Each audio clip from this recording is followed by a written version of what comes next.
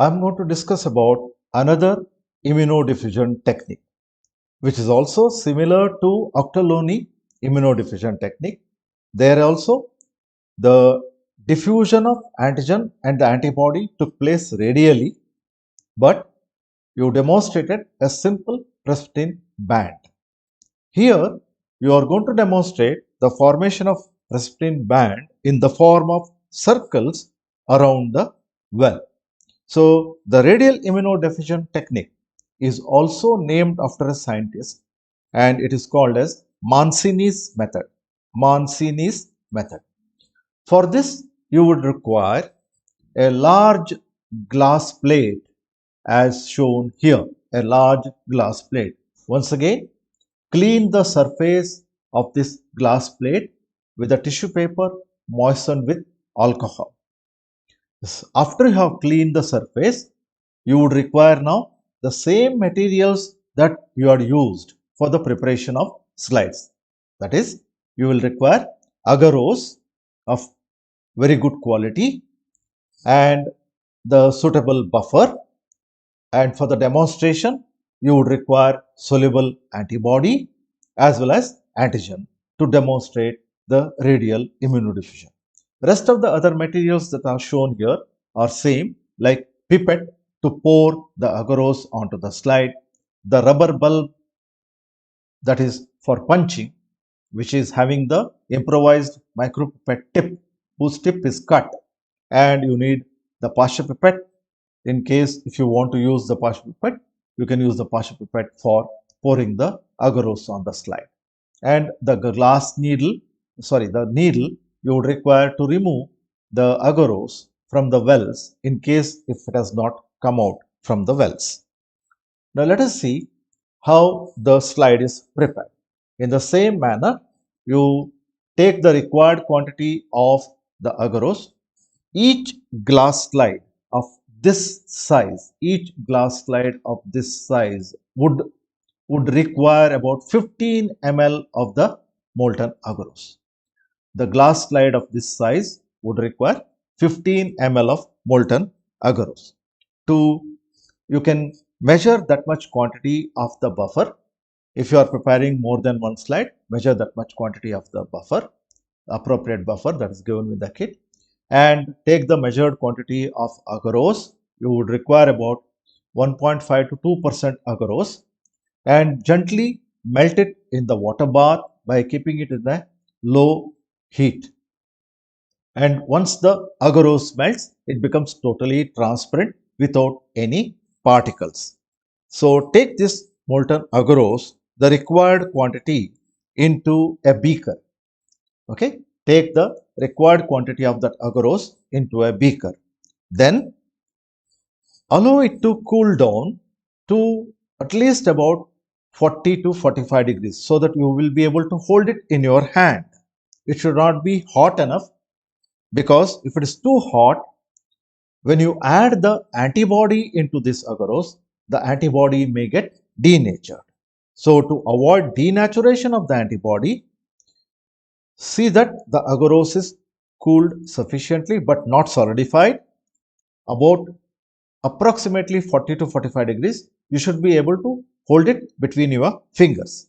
The beaker should be so hot enough that you should be able to hold the beaker. Now take the antibody that is to be used. Required quantity of the antibody is pipetted out using the micropipette, which is provided with the kit.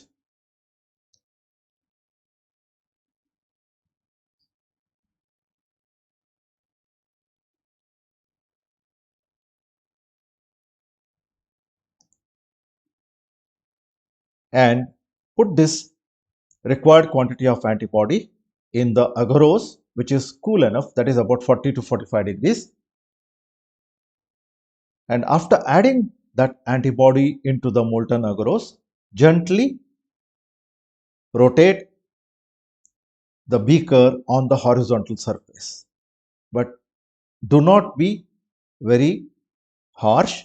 The air bubbles should not get trapped in the agarose. Gently rotate it. After gently rotating, take now required quantity of the molten agarose which is already mixed with the antibody into the pipette. As I told you, the glass plates of this size would require 15 ml of the molten agarose. And once you pipette the required quantity of the agarose into the take the agarose in the pipette. Now pour that agarose onto the slide which is kept on the horizontal surface.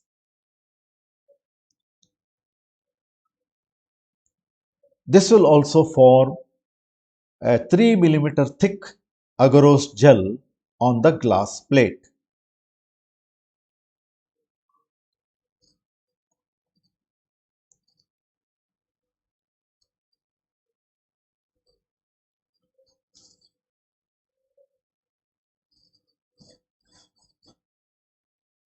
Second slide is being prepared.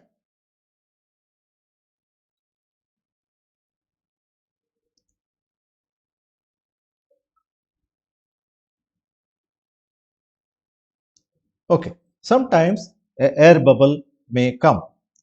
Now use a Pasteur pipette, burst the air bubble or remove the air bubble by sucking.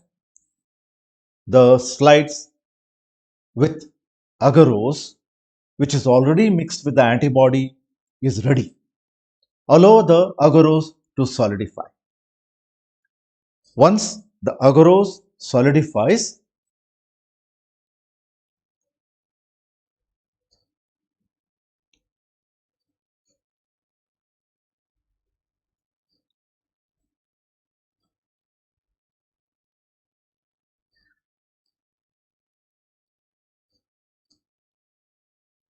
punch the wells.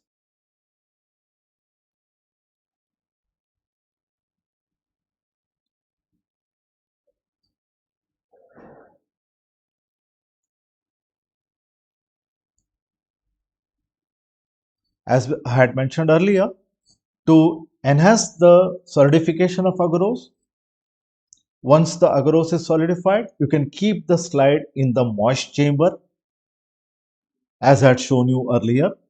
By keeping the slide in the moist chamber and then covering it with a lid and keeping it in the fridge, the agarose hardens faster. But do not handle the slide when the agarose is molten. Once the agarose is hardened, by keeping it in the moist chamber, you can punch the slides as shown earlier. Then to the punched wells, you have to add now standard antigens which are labeled as S1, S2, S3, S4, S5 like that. The standard antigen is nothing but known concentration of antigen corresponding to the antibody that you have already added. You have already added the antibody into the agarose and you have allowed the agarose to solidify. Now into these wells, you will be adding the known concentration of antigen in an increasing order. Then into the U1, U2, U3 unknown concentration of antigen that is to be tested, and to find the concentration of antigen in that unknown sample, you will be adding into these wells. Unlike in the Octoloni technique, where you will not be able to determine the concentration of the antigen, here in this technique, radial immunodiffusion, you can find out the concentration of the antigen from the known concentration of antigen. So, known concentration of antigens are loaded into the wells which are labeled as S1, S2, S3.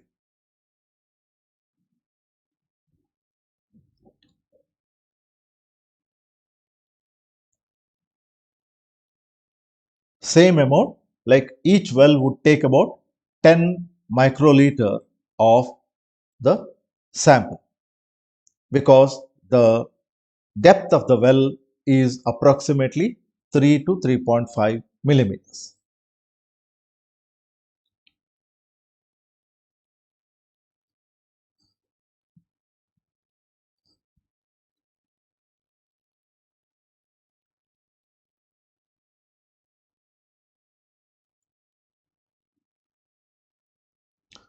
See to it that when you load the sample, it does not overflow over the well. Overflowing should be avoided.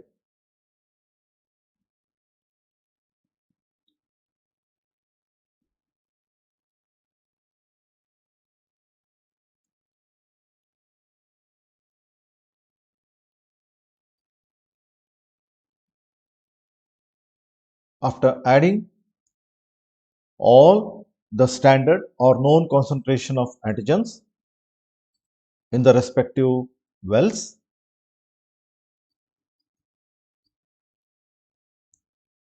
you may load the unknown samples into the wells that are labeled as U1, U2, U3, like that.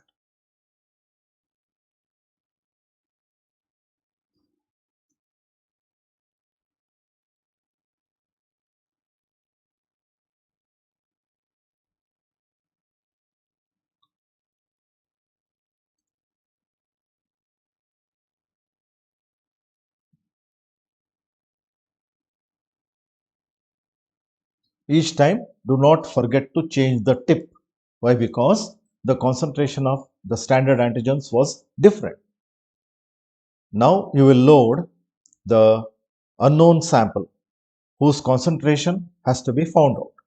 The antigen concentration in the unknown sample has to be found out. It could be even the serum from the suspected patient.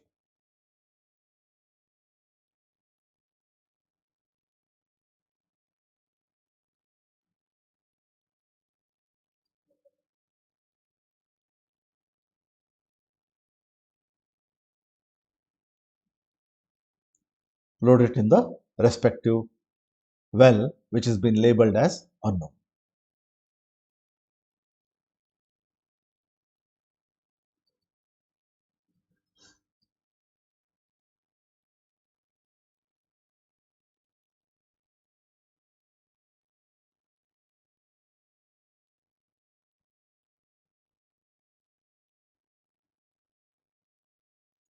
If you have more than one unknown sample, you may load in each respective wells the unknown samples. At the same time, see that you have changed the tips each time when you are loading the new sample.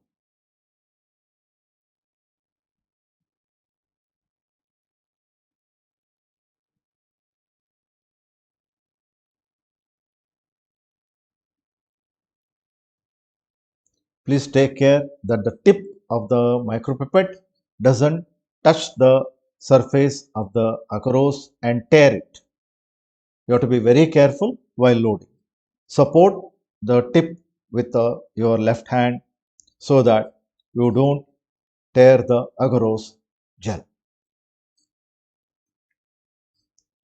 Once the samples are loaded, once again prepare the moist chamber.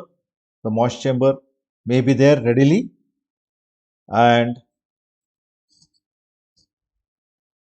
see that the moist chamber has sufficient amount of moisture to hold the slide moist. Here I am showing you once again the preparation of the moist chamber by making the bedding of the filter paper, which is moistened with distilled water, and the surface is pressed uniformly onto the bottom of the box. Do not flood it.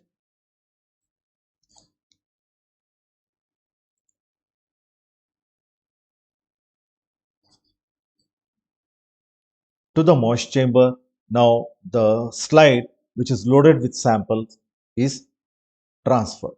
You transfer into the moist chamber, cover it, cover the lid, and then put it in the fridge. Keep it in the fridge and the lower chamber overnight. Once again, this reaction takes 24 hours for the diffusion of the antigen and the antibody. So after 24 hours, take out the slide and observe. You will see the Prespin bands like rings around the well.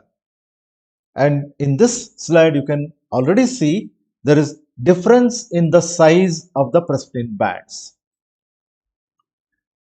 One can make out from the size of this presbytine band on the extreme left hand side on top that the concentration of the antigen is very, very low. As the concentration of the antigen increases, that is the standard antigen we have loaded in increasing in concentration, the size of the ring will also increase. The size of the ring will also increase. So, larger the ring size is equal to more the concentration of antigen corresponding to the antibody. Now, measure the distance. People say sometimes diameter, but it is actually not diameter. Measure the distance of the ring, the peripheral part of the ring, to the periphery of the well. When you measure the distance of the ring from the periphery of the ring to the periphery of the well, it is the distance, because you are not taking from the center of the well to the periphery, it is not diameter. So once you measure the distance either in millimeters or centimeters, note down the readings. For the increasing concentration of the antigen, you can note down the readings, and then for the unknown samples, you can note down the readings.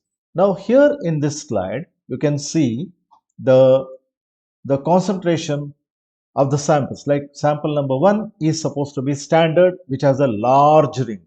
From the periphery of the well to the periphery of the ring, the presbytine line, that is the periphery, you can call that distance. You measure that in millimeters.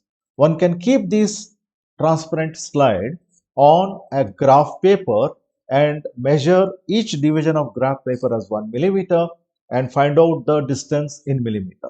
Or one can keep this on a steel scale which is graduated and find out the distance.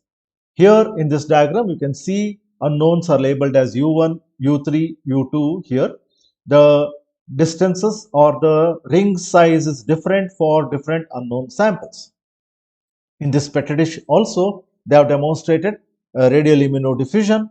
Because this technique is called as radial immunodiffusion, because it radially diffuses the antibody that is there in the agarose,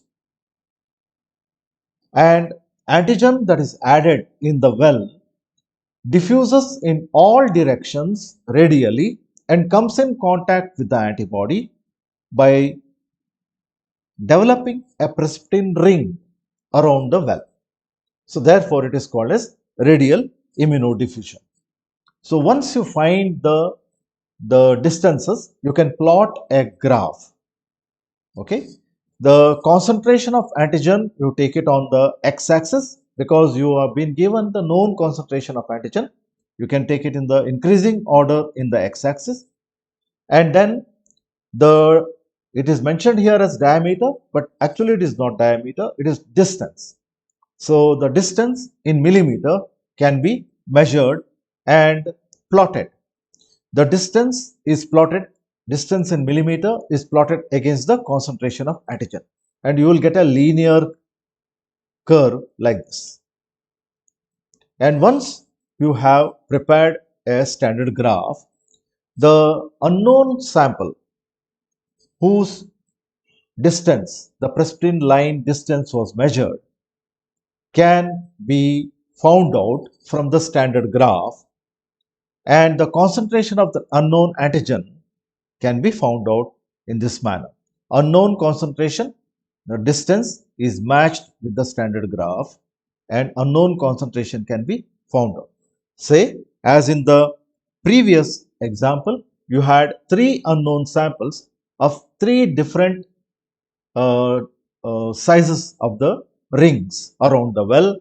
One can find out the concentration of each of these by comparing with the standards that were already loaded, and thus the ring size of the standards is dependent on the concentration of the known antigen, the standard antigen, and that can be matched with the unknown, and the concentration of unknown can be found out. Therefore, radial immunodiffusion which is called as Mancini's method, can be also used for finding out the concentration of antigen. Suppose if you had used the antigen in the agarose instead of antibody, you can measure the concentration of the antibody. The technique can be reversed.